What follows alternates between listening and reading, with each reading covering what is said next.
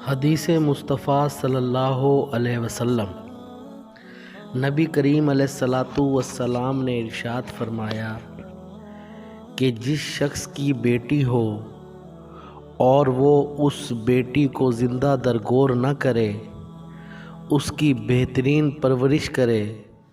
اللہ رب العزت اس کو جنت عطا فرمائے گا۔ ایک اور مقام پر اللہ کے محبوب علیہ الصلاۃ والسلام نے ارشاد فرمایا، حدیث نبوی ہے کہ جس شخص کو اللہ رب العزت نے ایک بیٹی عطا فرمائی، اس نے ایک بیٹی کی بہترین تربیت کی، اس کو پڑھایا، اس کو لکھایا، اس کو باادب بنایا، باشرعی طریقے سے اس کی پرورش کی اور اس کے بعد اس کی شادی کر دی، اللہ رب العزت اس بندے پر جنت کو واجب فرما دیتا ہے۔ ایک صحابی رضی اللہ تعالی عنہ کھڑے ہوئے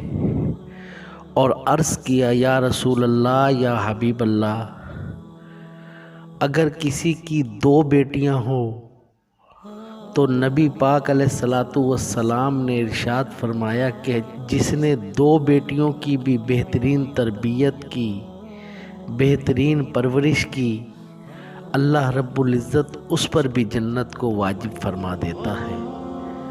ایک صحابی نے عرض کیا، یا رسول اللہ، یا حبیب اللہ، اگر کسی کی 3 بیٹیاں ہوں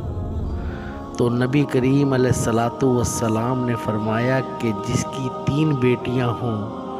اور وہ تینوں بیٹیوں کی بہترین تربیت کرے، اللہ رب العزت اس پر بھی جنت کو واجب فرما دیتا ہے۔ تو میرے دوستوں اور بزرگوں، بیٹی کا بڑا مقام ہے، بڑا مرتبہ ہے۔ بیٹی کو دیکھ کر اپنے منہ کو نہ بنایا کرو، بیٹی کو دیکھ کر اپنی پیشانی پر سلوٹے پیدا نہ کیا کرو۔ بیٹی تو اللہ کی رحمت ہوتی ہے۔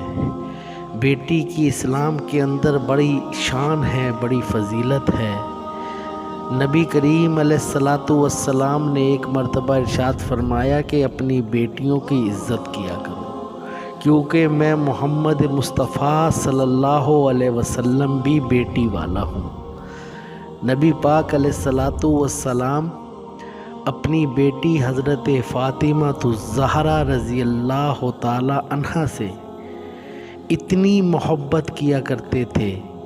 کہ حضرت فاطمہ الزہرا رضی اللہ تعالی عنہا جب کبھی نبی کریم علیہ الصلاۃ والسلام سے ملنے تشریف لاتی تو اللہ کے محبوب علیہ الصلاۃ والسلام اپنی پیاری اور لاڈلی بیٹی کو آتا دیکھ کر اپنی جگہ سے کھڑے ہو جاتے تھے اور اپنی بیٹی کے ماتھے کو چوما کرتے تھے۔ یعنی اللہ کا محبوب، تاجدار نبوت، 1,24,000 کم و بیش پیغمبروں کا سردار، امام الانبیاء، بیٹی کی اتنی عزت کرتے تھے کہ اپنی بیٹی کی تعظیم کے لیے، اپنی بیٹی کی عزت کے لیے کھڑے ہو کر اپنی بیٹی کا استقبال کیا کرتے تھے۔ تو اللہ تبارک و تعالیٰ سے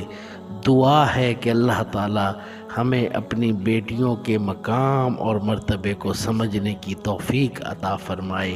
وما علینا الا البلاء المبین۔